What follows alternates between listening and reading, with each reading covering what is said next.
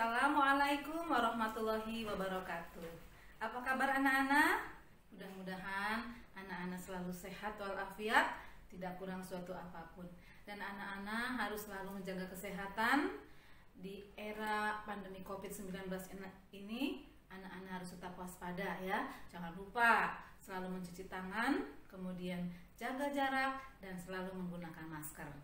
Baik anak-anak, pada pembelajaran hari ini kita akan membahas tema 5, yaitu tentang ekosistem. Tapi sebelum kita mulai pembelajaran, kita berdoa terlebih dahulu untuk kelancaran pembelajaran kita hari ini. Berdoa dimulai.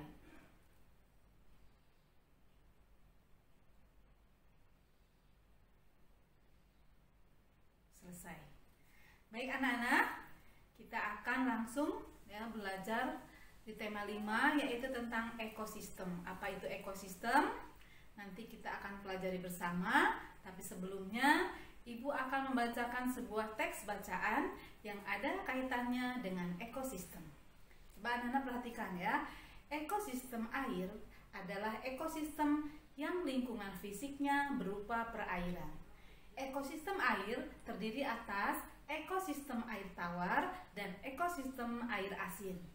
Ekosistem air tawar meliputi ekosistem danau, sungai, dan kolam. Ekosistem air asin terdiri atas ekosistem terumbu karang dan ekosistem laut dalam. Nah, anak-anak, dari teks bacaan tadi, anak-anak harus tahu teks bacaan tadi termasuk ke dalam jenis teks bacaan apa, ya?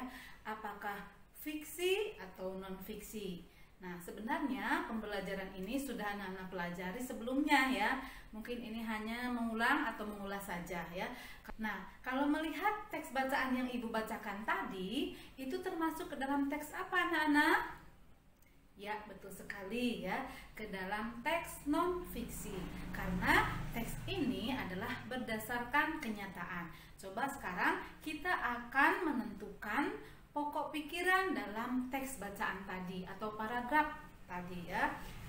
Ekosistem air adalah ekosistem yang lingkungan fisiknya berupa perairan. Nah, ini merupakan kalimat yang secara umum ya, yang akan diuraikan dengan kalimat-kalimat penjelasnya, yaitu ekosistem air terdiri atas ekosistem air tawar dan ekosistem air asin. Nah, ini adalah penjelasannya. Nah, sehingga di kalimat yang pertama itu adalah merupakan kalimat utama atau pokok pikiran ya. Kemudian selanjutnya, ekosistem air tawar meliputi ekosistem danau, sungai, dan kolam. Nah, air tawar ya berarti yang ada di daratan ya. Misalnya ada ekosistem sungai tadi ya, ada ekosistem kolam, ada ekosistem danau. Kemudian ekosistem air asinnya terdiri dari ekosistem terumbu karang dan ekosistem laut dalam. Nah, itu merupakan kalimat-kalimat penjelasnya ya, sehingga paragraf yang pertama ini ya, karena kalimat utamanya atau pokok pikirannya ada di awal paragraf, maka disebut paragraf apa anak-anak?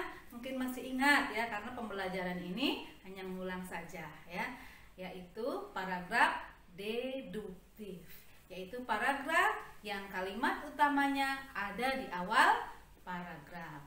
Anak-anak pasti sudah tahu semuanya ya. Nah, sekarang Ibu akan mencontohkan paragraf berikutnya, paragraf yang kedua. Manusia akan merasa tidak nyaman jika rumahnya mengalami kerusakan. Hewan pun akan mengalami hal yang sama jika tempat tinggalnya, yaitu hutan, mengalami kerusakan dan dialihfungsikan menjadi tempat yang tidak semestinya. Menjaga ekosistem lingkungan merupakan suatu keharusan bagi kita semua, sebab ekosistem merupakan rumah bagi semua makhluk hidup, termasuk manusia. Nah, anak-anak, paragraf kedua ini ya merupakan contoh paragraf yang kalimat utamanya ada di akhir atau disebut apa ya anak-anak? Ya, betul sekali ya, paragraf induktif. Coba anak-anak lihat ya. Di awal ini secara khusus dulu menjelaskan, kemudian sampai ke hal yang umum ya. Kalau tadi di deduktif itu hal yang umum dulu, kemudian dirinci ya, dikhususkan ya. Nah, itu paragraf deduktif. Kalau yang kedua ini adalah paragraf induktif. Jadi secara rinci dulu, manusia akan merasa tidak nyaman jika rumahnya dirusak. Begitu juga dengan hewan ya, tempat hidupnya yaitu di hutan, mereka tidak akan nyaman, bahkan mungkin mereka akan bisa merusak kehidupan manusia. Misalnya mereka kemudian datang ke pemukiman penduduk, kemudian mungkin menakutkan para masyarakat sehingga terganggu kehidupannya ya. Nah, di sini dijelaskan bahwa hewan pun akan melakukan hal yang sama. Nah, dijelaskan manusia, hewan, jika tempat tinggalnya dirusak, mereka tidak akan merasa nyaman. Nah, di sini menjaga ekosistem lingkungan merupakan satu keharusan bagi kita semua. Sebab ekosistem merupakan rumah bagi semua makhluk hidup, termasuk manusia. Nah, ini adalah pokok pikirannya atau kalimat utamanya ada di akhir atau disebut dengan paragraf induktif ya. Jadi kalau dari awal paragrafnya menjelaskan dulu secara rinci, secara khusus, nah kemudian digiring ke secara umumnya ya. Itu anak-anak contoh paragraf induktif. Kita lanjut ya ke contoh paragraf campuran ya, dimana kalimat utamanya ada di awal dan di akhir. Coba perhatikan teks berikut ini. Sampah plastik merupakan salah satu sampah yang mencemari permukaan laut. Nah, hal ini dibuktikan dari beberapa sumber yang mengatakan bahwa 90% sampah yang mencemari permukaan laut adalah sampah plastik. Hal ini mengakibatkan sejumlah burung laut dan mamalia mengalami kematian. Oleh karenanya, penggunaan plastik harus dikurangi agar tidak menambah jumlah sampah plastik yang akan mencemari permukaan laut. Nah, di sini anak-anak pertama di awal paragraf yaitu sampah plastik merupakan salah satu sampah yang mencemari permukaan laut. Nah, ini adalah kalimat utamanya ada di awal. Kemudian yang di tengahnya adalah kalimat penjelasnya ya. Kemudian diakhiri dengan kesimpulan dari paragraf tersebut. Nah, ada cirinya yaitu ada kata oleh karenanya penggunaan plastik harus dikurangi agar tidak menambah jumlah sampah plastik yang akan mencemari permukaan laut ya.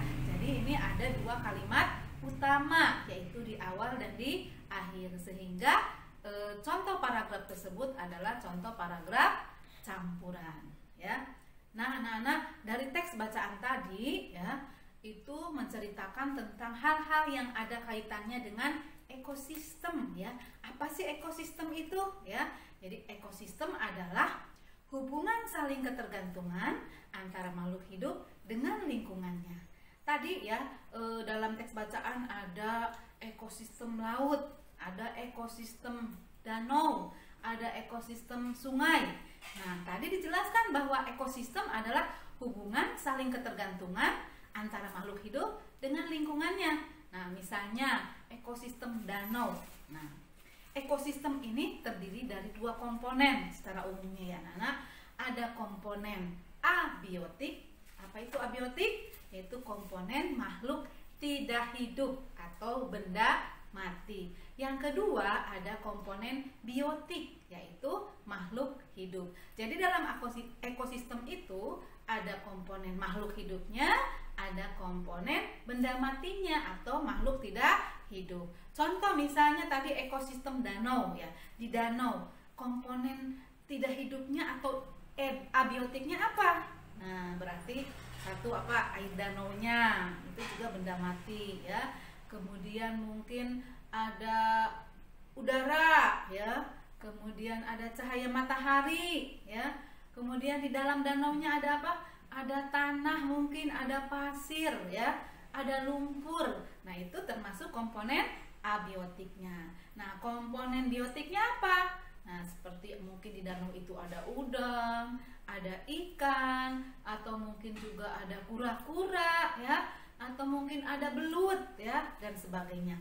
Nah, itu termasuk ke dalam ekosistem danau ya. Jadi ada hubungan ketergantungan antara makhluk hidup dengan lingkungannya. Itulah ekosistem ya. Kemudian tadi komponen-komponen ekosistem. Kemudian selanjutnya kita akan bahas juga tentang habitat. Apa itu habitat ya? Habitat itu adalah tempat hidup hewan ya. Misalnya nih, singa atau harimau, di mana habitatnya? Nah, di mana tempat hidup mereka? Yaitu di hutan. Tapi ada mungkin yang jawab di kebun binatang, Bu. Nah, kalau itu beda lagi ya. Itu berarti kalau kebun binatang itu habitat hewan secara buatan. Kalau habitat aslinya seperti harimau ya, adanya di hutan ya. Kemudian apa itu populasi? Kumpulan beberapa makhluk hidup yang sejenis ya. Misalnya nih anak-anak, ada kumpulan bebek semua ya, atau misalnya monyet semua di tempat itu, atau misalnya ada kupu-kupu semuanya di tempat itu, tidak ada hewan lainnya. Nah, itu disebutnya populasi atau kumpulan makhluk hidup yang sejenis. Tapi ada lagi kumpulan makhluk hidup yang terdiri dari beberapa jenis. Jadi di tempat tersebut tidak hanya satu jenis saja. Mungkin di sana ada keraknya, ada harimaunya, ada ularnya, ya, ada burung hantunya misalnya. Nah, itu beda lagi ya. Itu namanya komunitas ya, atau kumpulan beberapa jenis makhluk hidup ya. Kemudian makhluk hidup baik yang ada di hutan ataupun yang berdekatan dengan kita ya, itu memerlukan makanan. Nah, sumber makanannya dari mana?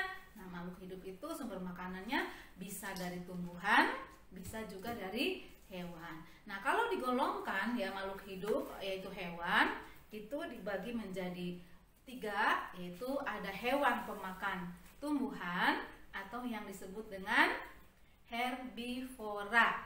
Contohnya apa? Hewan pemakan tumbuhan ya, seperti ulat ya, kemudian kambing, kemudian kelinci, kerbau, kuda, dan masih banyak lagi yang lainnya. Nah, kelompok hewan ini disebut herbivora, yaitu hewan pemakan tumbuhan. Yang kedua adalah hewan pemakan daging atau dikenal dengan karnivora. Contohnya misalnya harimau ya, singa ya, kucing juga anak-anak ya, merupakan hewan pemakan daging ya. Kemudian yang ketiga adalah hewan pemakan segala ya. Segala itu ya tumbuhan ya, juga dari daging. Contohnya apa?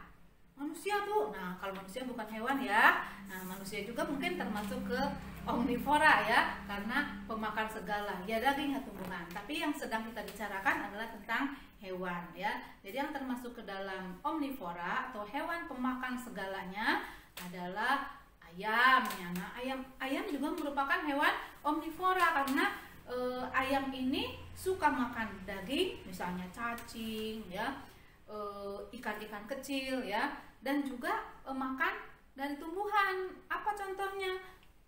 Padi, misalnya berasnya, dedaknya itu dimakan oleh ayam. Kemudian ada lagi anak-anak musang ya. Musang. Nah, musang ini selain dia suka buah-buahan, juga dia suka hewan. Kemudian ciri-cirinya ya anak-anak, kalau yang hewan pemakan daging, nah itu memiliki gigi taring ya, memiliki kuku yang tajam ya. Kalau burung memiliki paruh yang runcing dan tajam juga ya. Kalau hewan pemakan tumbuhan itu tidak memiliki gigi taring. Tapi untuk hewan pemakan tumbuhan dan hewan itu memiliki gigi taring, juga memiliki gigi geraham. Nah, itu pengelompokan hewan berdasarkan jenis makanannya. Nah, anak-anak, hewan-hewan tadi itu bisa terganggu ekosistemnya ya. Bisa terganggu kehidupannya, bisa disebabkan oleh manusia dengan disengaja, bisa juga disebabkan secara alami. Nah, yang disebabkan oleh manusia misalnya dengan adanya pembakaran hutan yang akan dijadikan misalnya tempat untuk berladang oleh manusia. Nah, itu akan merusak ekosistem yang ada di sekitarnya, sehingga hewan-hewan ataupun tumbuhan akan terganggu, apalagi rusak ya. Kemudian selain tadi pembakaran hutan, bisa juga dengan penebangan hutan ya, dengan sembarangan untuk dijual kayunya. Nah, itu juga akan merusak ekosistem yang ada di dalamnya ya. Tapi ada juga ya perubahan ekosistem ini secara alami. Akibat dari apa, anak-anak? Ya betul, misalnya ada gunung meletus. Nah, itu secara alami, bukan disebabkan oleh manusia. Kemudian terjadi tsunami misalnya, itu juga secara alami. Kemudian gempa bumi. Nah, semuanya bisa merusak ekosistem yang ada di dalamnya. Nah, bagaimana caranya supaya ekosistem itu tetap ada ya? Karena kalau tidak atau terjadinya kerusakan-kerusakan, maka tidak akan terjadi keseimbangan ekosistem ya. Nah, berarti yang pertama caranya adalah kita harus melakukan penghijauan ya, atau reboisasi, supaya hewan-hewan yang biasa tinggal di hutan, mereka bisa hidup di tempatnya dengan nyaman, dengan aman, tidak saling mengganggu dengan manusia ya. Kemudian tidak boleh merusak terumbu karang, misalnya dengan cara dibom atau diambil ya terumbu karangnya untuk dijadikan sebagai hiasan di rumah atau misalnya dijual ya. Nah, tidak boleh, itu tidak boleh dilakukan. Kita harus melestarikan hutan, melestarikan laut supaya ekosistem ini seimbang.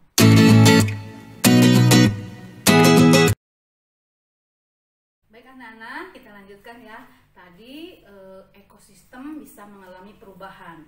Begitu juga dengan hewan anak-anak. Hewan juga bisa mengalami perubahan bentuk ya, yang dikenal dengan metamorfosis ya. Mungkin anak-anak sudah ada yang tahu ya apa itu metamorfosis ya.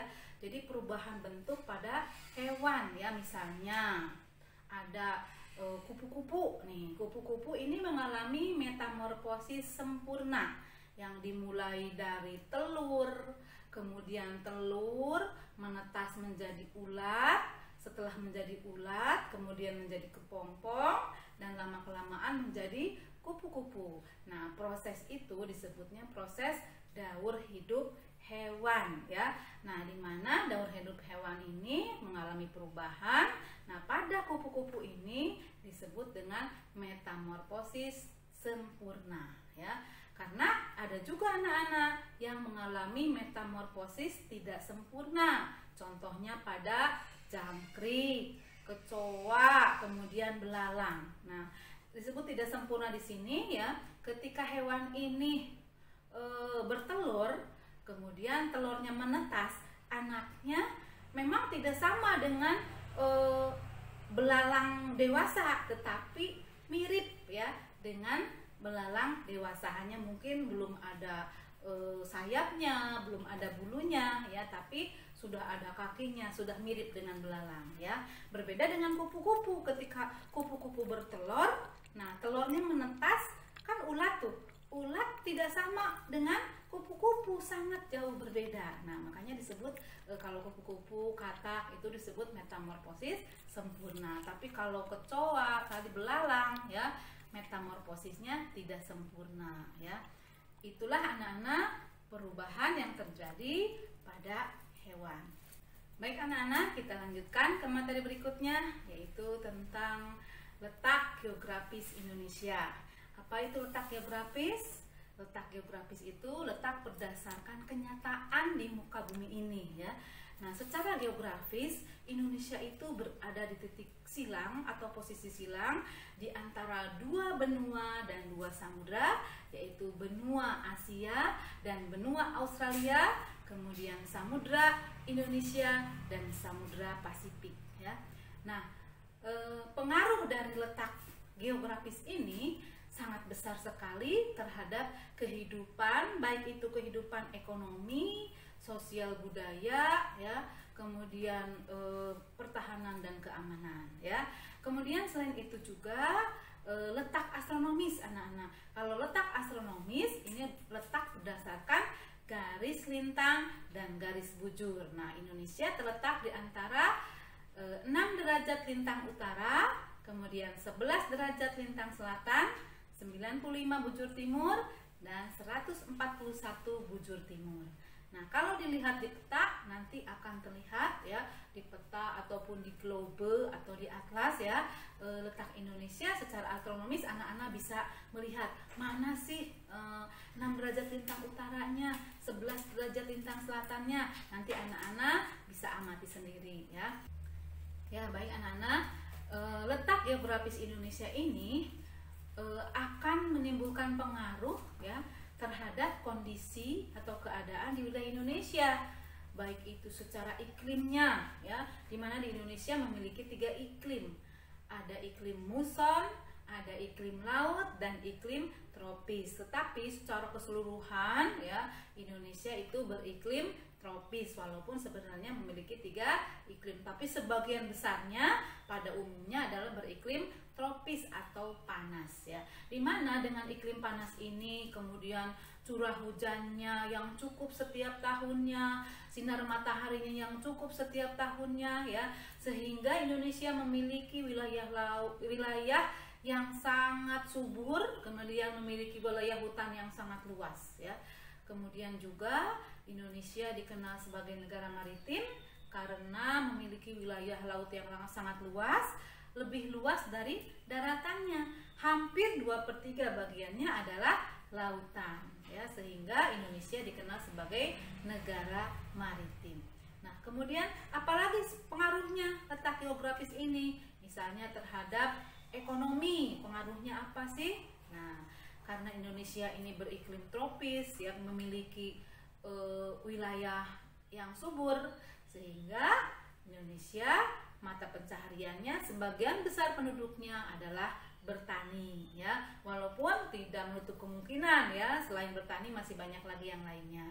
Juga banyak yang menjadi nelayan ya anak-anak, atau mata pencahariannya yang berhubungan dengan sumber daya laut ya, bukan hanya nelayan saja, mungkin pedagang ikan, atau mungkin juga pengrajin pembuat ikan asin ya, atau olahan makanan dari laut ya. Itu pengaruh ke bidang ekonominya dari pengaruh kondisi geografis Indonesia sebagai negara maritim yang memiliki wilayah laut yang sangat luas.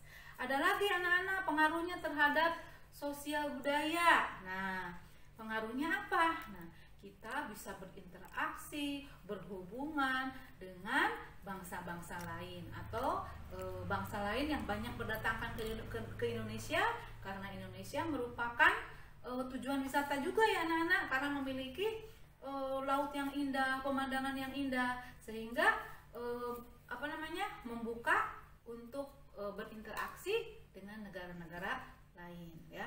Kemudian pengaruhnya terhadap budaya, dengan adanya kondisi geografis Indonesia ini kita memiliki beragam budaya ya, kekayaan budaya yang dari Sabang sampai Merauke memiliki budaya yang berbeda-beda yang sangat tersohor atau terkenal ke mancanegara, yang harus kita banggakan dan harus kita lestarikan.